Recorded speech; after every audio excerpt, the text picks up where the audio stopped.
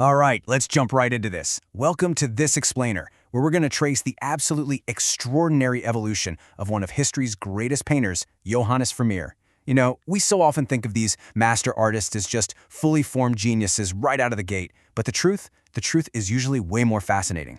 Today, we are zooming in on a crucial, defining decade in Vermeer's artistic journey.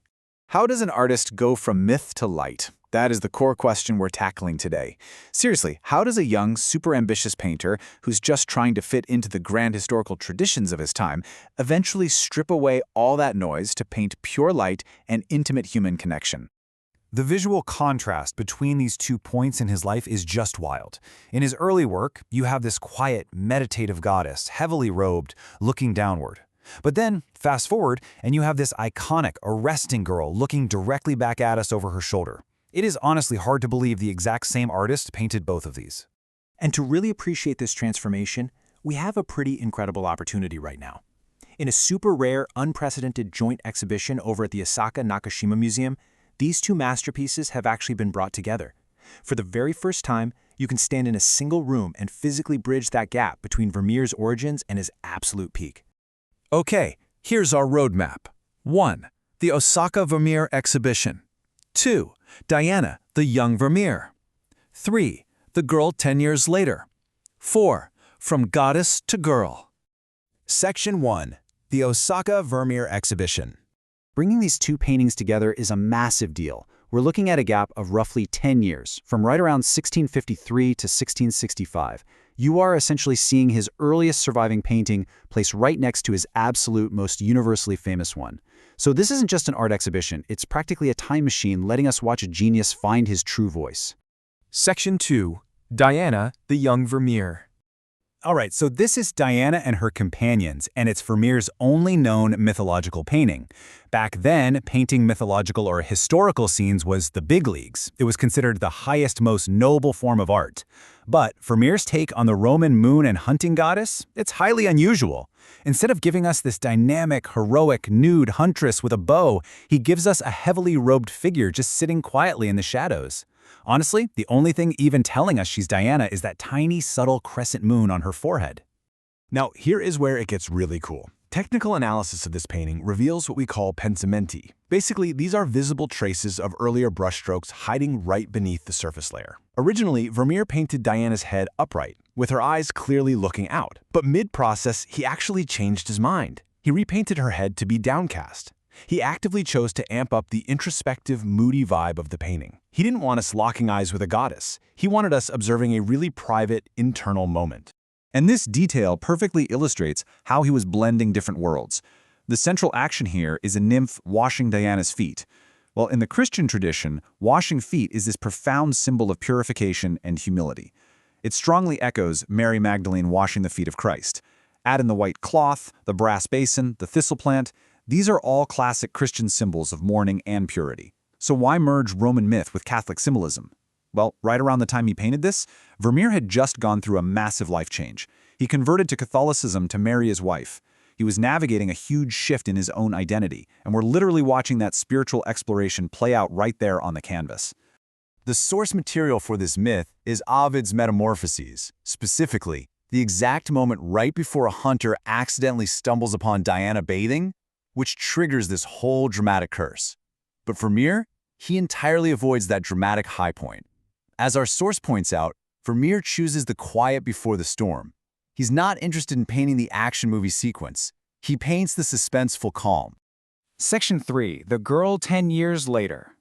Fast forward a decade and we arrive at the girl with the pearl earring. People love calling this the Mona Lisa of the North, but we really need to clear up a major misconception right now. This is not a portrait. It is a trony. In 17th century Dutch art, a trony was basically an exploration of a character type, or a specific facial expression, or some exotic dress. Vermeer wasn't trying to capture a real person's exact likeness here. He was experimenting. He was playing with light, exotic garments, and raw human emotion. Just look at the stunning blue of her turban. To get that silk-like volume and pure brilliance, Vermeer used natural ultramarine. Now, this was a pigment derived from crushed lapis lazuli imported all the way from Afghanistan. It was insanely expensive, literally costing more than gold at the time, and Vermeer went into intense debt just to get his hands on it. He definitely did not skimp. He mixed it with lead white to create this masterful, sweeping transition from bright highlight to deep shadow. He was treating the pigment itself like a defiant investment in the painting's eternal future. In 2018, things got a major update. An international team of experts put this painting under advanced, non-invasive scans for a project called The Girl in the Spotlight. And the discoveries? Completely paradigm-shifting.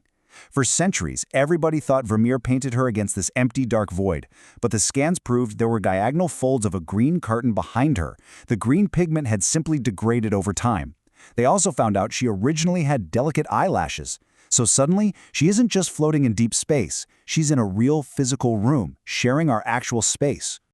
But honestly, the absolute most fascinating discovery of all has to do with the painting's namesake, the pearl itself.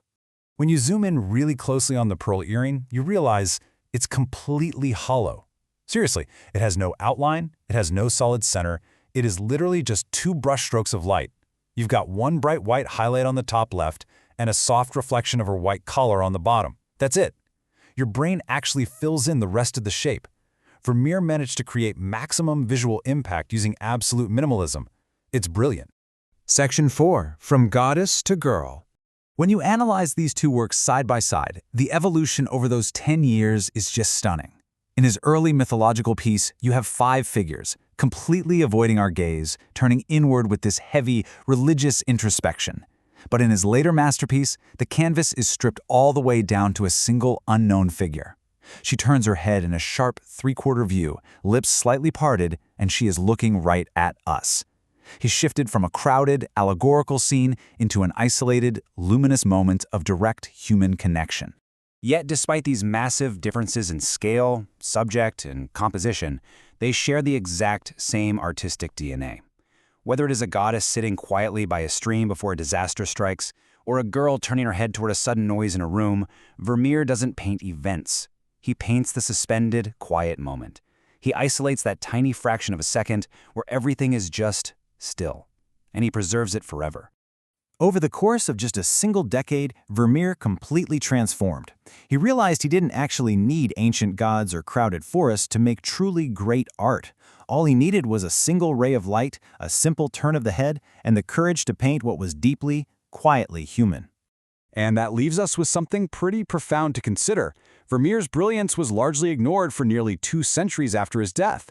His masterpieces were mislabeled or just forgotten entirely in dark basements. So as you think about the goddess and the girl, now perfectly preserved in light, it really makes you wonder, what other quiet moments and what other quiet genius has history overlooked? Thank you so much for joining me for this explainer. Keep looking closely.